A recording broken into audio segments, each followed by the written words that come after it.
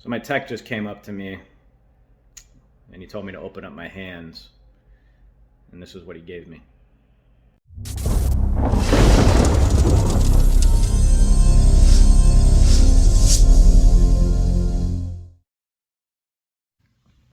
What's going on, everyone? So I want to dive right into this. We got a good customer that came in. He brought a S2000 that he actually won in one of those raffle things online. So I brought it in. He wanted us to do a once over on everything, look everything over. If anything needed to be addressed, contact him, see if he wanted to move forward with it. And, long of the short, I haven't been in the shop every single day, so it's been hard for me to get some footage. I do have a little bit of a kind of a commitment to myself that I'm trying to produce a certain amount of videos no matter what's going on in my personal life. With that being said, I do want to shout out to my support system that knows me closely and has been checking up on me of what's going on. I can't say enough how much you guys mean to me, so thank you on that. Getting back into the car itself, you're gonna see originally we replaced the turbo. The old turbo, I didn't get a footage of it, but there's gonna be a part. I didn't get any footage, but there's gonna be a part 2. The old turbo was old, worn. Not only did it have shaft play, it was leaking some oil out of the compressor side. And then as we get into it more, which is what you're going to see, it's kind of becoming more and more alarming. A little bit worried about just the quality of the work that was put into it. And you're going to see there's 2 other little segments I'm going to put in. The one is related to the fuel pump little issue. And then the other one, well, just watch and see. That's the easiest way I can put it. With that being said, we're going to go from there. I don't know if I'm going to do an outro video, so please like and share. If you found any, it helps me tremendously. It helps the channel grow. These comments that you guys are doing helps me, and I appreciate the motivation and the feedback. I'm going to try to keep pumping out some of these videos for you guys because you guys obviously like them.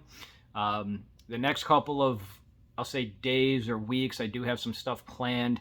One of the things is going to be a full, we had another video of this, a full, I call it a full restoration, but it's not a full restoration, every bolt and nut. But as far as the engine goes, we've got a Type R build that you're going to start seeing that. The whole goal with that, we've been getting so many, I don't even want to say questions. We've been getting so much info from people that is just incorrectly when it comes to building a motor. So what I'm really looking forward to this with this Type R build is I want to document everything from start to finish. And what this video is going to basically be is going to be kind of a DIY, do-it-yourself kind of guide for people that want to do the same thing. This customer's been extremely patient. I'm beyond grateful and thankful for him. That's finally going to come out and come around to all that stuff. The car should be out fairly soon. So we got that going on. And then, like I said, everybody that's been reaching out to me with stuff I got going on, hands down, I can't thank you guys enough. So that being said, let's get into the video. So here we go with this S2000. We are doing a ton of stuff on this. Originally it came in, we were going to overlook everything, but it's kind of been one thing after another. I'll go into that in a second. Right now, this car is going to be utilizing one of our turbos. If you're not familiar with our turbos and you're interested, let us know. It's really budget friendly. We do offer a warranty with them. The downpipe is off on the bench being welded. We modified his original one, save him some money on that aspect, and the bottom portion we didn't have to redo. There's been stuff here and there that we keep finding as well. One of the things that we found once we took the turbo off, you could see it's just literally rubbing through the line. We have another part that I'll insert that I did a video on earlier. A couple things, fuel related. One's going to be related to the block, which stick around here for a little bit. You're going to see what I'm talking about. Besides that, he does have a power goal. And of course, if he wants to wants to go for a little more if you know, depending on how it's going to be reacting and feeling, and that's going to, well, you'll see the clips that we insert with the block issue that we found yesterday. So, you know, there's things that are just coming to light that we didn't even know, we didn't suspect. So kind of, you know, I'm not feeling the greatest on this one, putting on the dyno, but it is what it is. I told the customer, hey, we're gonna just see what it wants to do at this point. I'm gonna insert the one clip and you're gonna see exactly what I'm talking about, why I'm a little scared, why I'm a little hesitant. It is a built, as far as I can see, it is built, but you'll see why I'm having some doubts. We also raised it up a little bit. You can see the wood underneath, so we're trying to get the height where he wants it. You know, there's just other stuff that was done. Could be done better. You see the wheel well, the splash shield, how it is, the intercooler piping. You know, my personal opinion, the intercooler piping is just too big for this setup. It is 3-inch, 2.5 piping would get the job done a lot better as far as fitment goes too, and it's going to hit his power goals.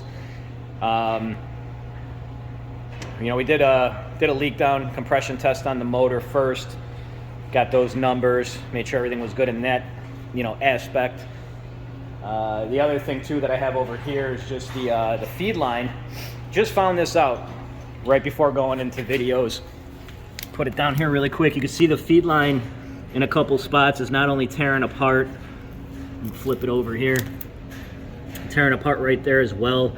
And then there's a portion that we almost think that part of the actual line underneath was sticking out. So, you know, we're gonna play it safe. We're gonna replace it. We don't want a feed line with how much oil pressure this thing's gonna be making to go on the dyno.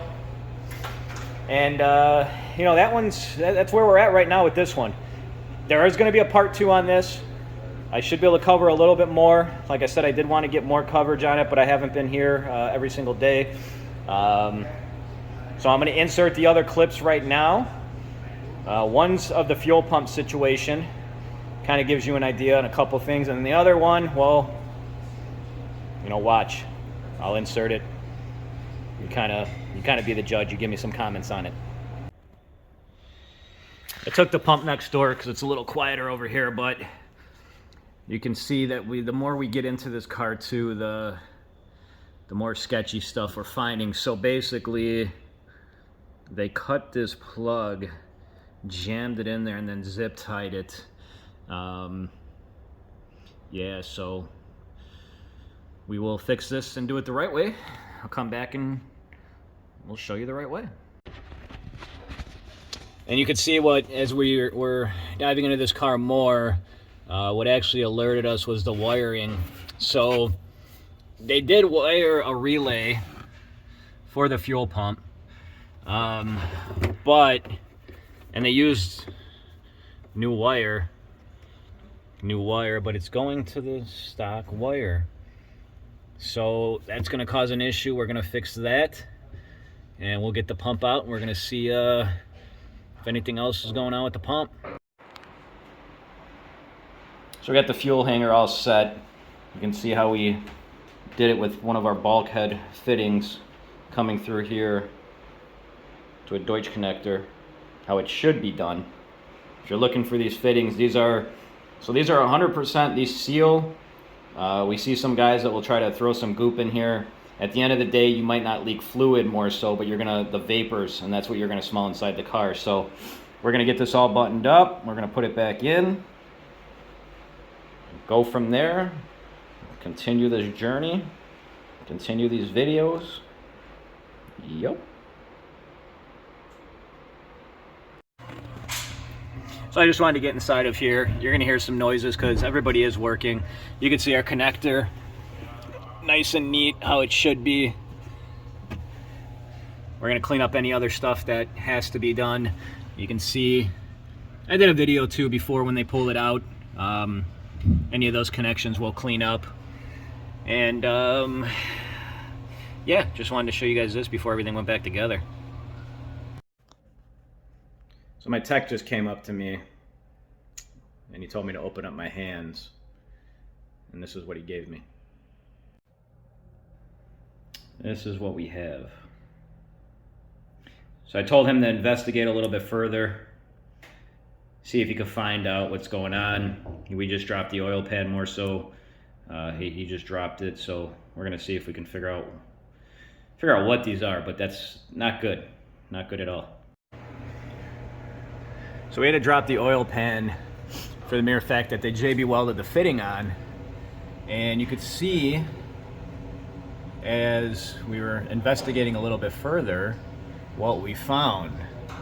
So they used the wrong size bolts, cracked, those are the pieces that you saw earlier in my hand that I got delivered, cracked portions of the block, and then this other one, it's going to be hard to see, but let me try to probably turn my phone for a second.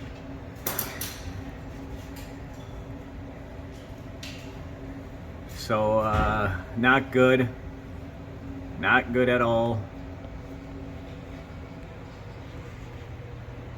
At this point, you know, of course it's worrisome. You can see that it has ARP rod bolts, so you can assume that it does have aftermarket parts in it. Not good, guys, not good. So that one's a wrap, guys. I wish I would have got more footage, but it is what it is. I still wanted to get something out for you. You know, let's hear some comments. What would you do? Would you put it on the dyno, see what it wants to do? At this point, I kind of think that's our only option, you know. I'll get some more footage in part 2. And once again, as I said in the little intro, I appreciate everybody that has reached out to me. It's been definitely an emotional week or so. And when I say this, it's not just, you know, and I'm not just saying it. The people that have been there through thick or thin, and, you know, I've been doing this now for 22 years. I appreciate you guys. You guys know who you are, and from the bottom of my heart, thank you. So hopefully you liked the video. Enjoy the rest of your day. Take care, guys.